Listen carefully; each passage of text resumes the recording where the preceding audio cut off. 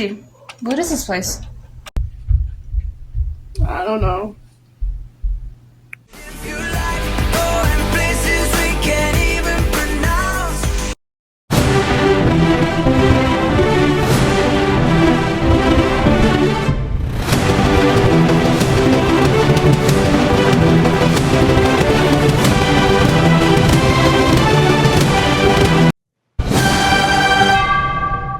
Hello everybody and welcome to Diversity Day.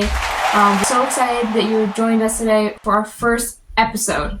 Don't forget to like, subscribe, and smash that notification bell. We start videos with our current events and basic information about the country, which today is Macau.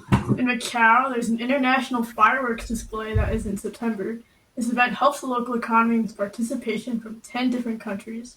And at the end, there's a prize ceremony. This coincides with the People's Republic of China's 75th anniversary, as well as the 25th anniversary of Macau as the Special Administration Region of China. This administration region has three branches: the Chief Executive, the Legislature, and the Judicial Branch, all based off the Portuguese system. All foreign and security affairs are under the China's jurisdiction. That brings us to Macau's economy. It's a service economy with a free port and China's support in supplying food and light goods.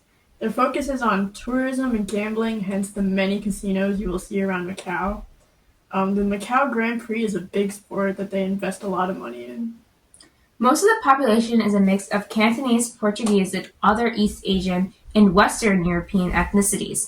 The majority is ethnically Chinese, with a surprisingly small percentage of Macanese, which are Chinese and Portuguese people. Major religions include Buddhism, Taoism, and Confucianism, with the official languages as Cantonese and Portuguese, and English being spoken in tourist areas. The economy is based on Portuguese styles because it was formerly a colony of Portugal. In 1577, the Portuguese colony was officially settled in Macau, but China only agreed to its settlement and not the power over the country. Macau's main trading partners were China and Japan until Japan closed all borders in the Edo period. Portugal paid tax to China until the 1887 Protocol of Lisbon, which was an agreement that Portugal wouldn't give Macau to a third party but only to China.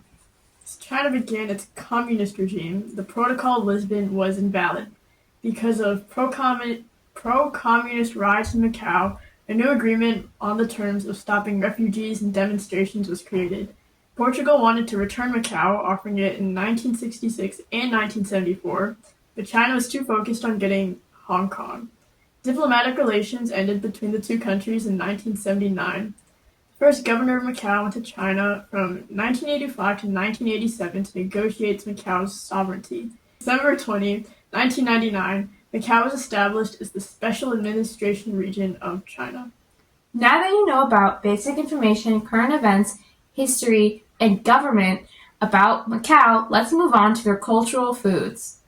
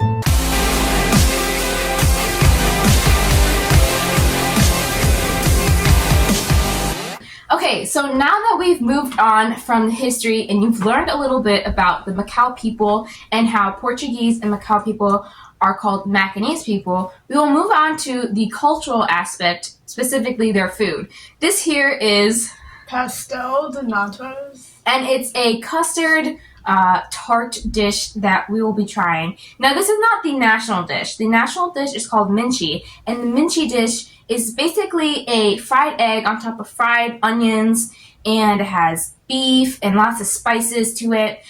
Today, we're going to try something sweet, so let's dig in. Okay.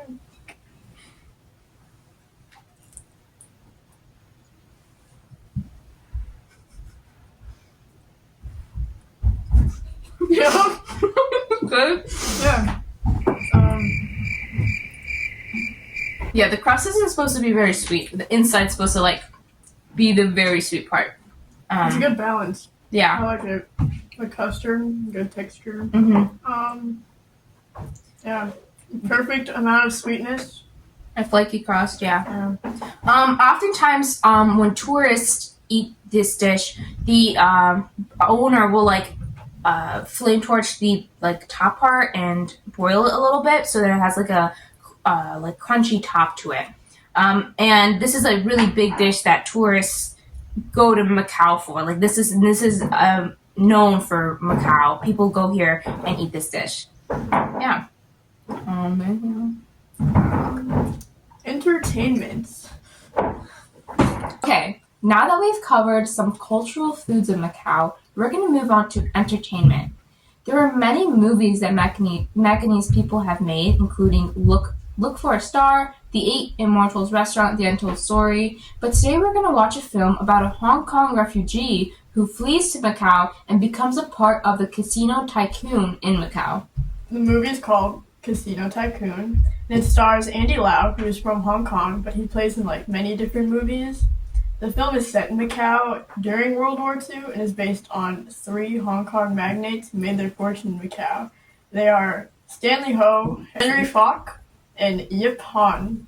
But we should stop yapping and let us enjoy the movie.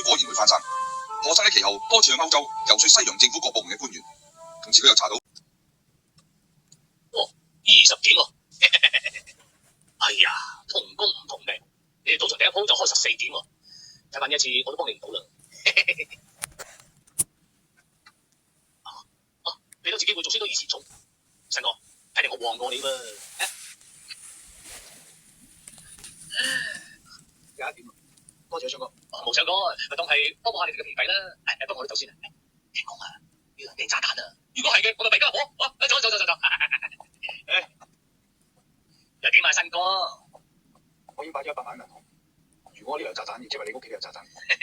如果我可親冇命，你一樣冇命嘅。你喺度恐嚇我啊？單對單講嘢，你有咩證據話我恐嚇你啊？卑鄙！我真唔夠你咁卑鄙，以前做事。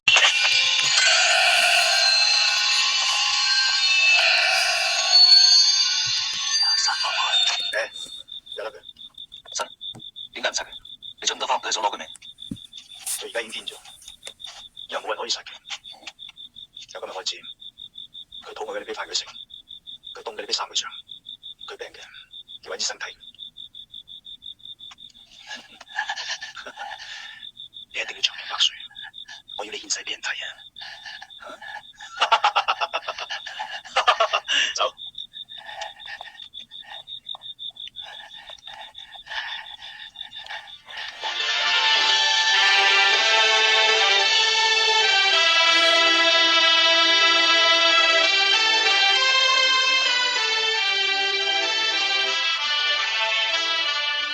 呢度望落去，成個賭城都屬於我一個人，你開唔開心？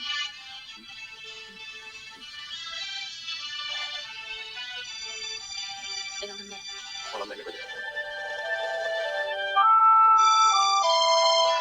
媽，我哋去邊度啊？冇乜事，我哋會唔會翻嚟㗎？我一定會翻嚟。聽講點解女仔失蹤？你太過心，我唔係諗緊佢，我只係諗緊喺未來嘅日子裏邊，有邊個可以威脅到我。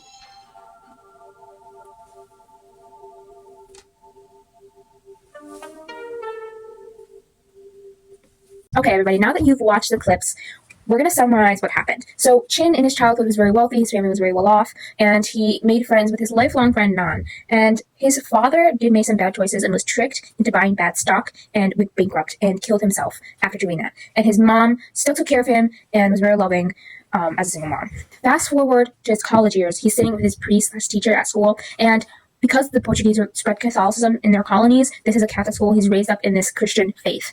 During this time, Japan was expanding in the 1940s and was coming close to Hong Kong. The priest offered him to go to his friend Dr. Alfonso in Macau to be safe. In the next few days, chaos does ensue and the Japanese did invade. His mother, who's also caught up in this war, forces Chin to go to Macau and meet his uncle. When Chin does go on his mother's request with Nan, they don't find the uncle, and they end up working at the docks, and later meet Dr. Alfonso. Now, with Dr. Alfonso working with him in the casino business, Chin uses his physics knowledge to make more money for the casino, get back some of the money from the rich, smart players that win at the games. Later on, after working for him for a while, doing some more business, an incident comes up where this old casino, the main boss, so above Dr. Alfonso, is kidnapped, and Chin goes after the kidnapper and finds the boss, but is betrayed. He's betrayed to the point where he's about to be killed and executed, but the Portuguese governor pulls him out of the situation and demands that he doesn't come back to Macau for 10 years. So Nan, Chin, and his wife, who is Dr. Alfonso's daughter, they go back to Hong Kong, and they have children. They have a very successful business, a real estate business, and Chin makes his lifelong dream of coming back, going back to being rich. Now, fast forward a few more years in Hong Kong, one of his old coworkers comes back, a coworker that they worked well with. He comes back and tells Chin and Nan about the new opportunity because the big boss died and the license is open and up for grabs for the casino. So he's telling them come back to Macau, which they did, and get the license, which they got. And through the Portuguese governor, they were able to open up a new casino and start all over again, basically. In this new casino, the first opening day, Wang Cheng, an old coworker as well, who sabotaged Chin and Nan while they were in the lower links of the casino back when they first started, he comes back up again, he resurfaces and tries to sabotage this new opening of Chin's new casino. But Chin doesn't stop there. He keeps going because he went from rich to bankrupt to climbing up the ladder again, and he's not going to go back down. So he keeps working at it. Now, Wang Cheng, not being able to stop Chin at that time, works with Chin's old lover's husband, who is the rival casino's son, named Fu, their family named Fu. They work with each other to bring down Chin. Now, Fu's reason to bring down Chin was the fact that Chin and his wife, Chin's old lover, had an affair. So he's going to avenge that, take revenge. Now, when Fu takes revenge, he blows up Chin's car and almost kills Chin, and then tortures his wife to tell him where Chin went, where she hid him. But in the torture, he paralyzes her, and once Chin came back to senses, healed and stuff, he went to go take revenge on Fu and kills him. But when he found out that Chang had something to do with all this, he doesn't kill him. And you'll see in that scene, he even his workers ask him, "Why didn't you kill him?" He doesn't. Now we're left with Chin being very successful in Macau, living in Macau, having another child, and him and his wife are looking over the city, and he's reminiscing. He's like, "Oh, everything's good now, everything's perfect." And suddenly he turns back to see this guy staring at him, and it was kind of creepy. And we're left off with a cliffhanger. That's it. So you have to go watch Casino Tycoon Part 2 to finish the movies. Okay, now back to the main channel. Okay, thank you for watching this video. Please remember to Like, subscribe, and smash that notification bell. New video out next Friday. Don't miss it. thank you. Bye.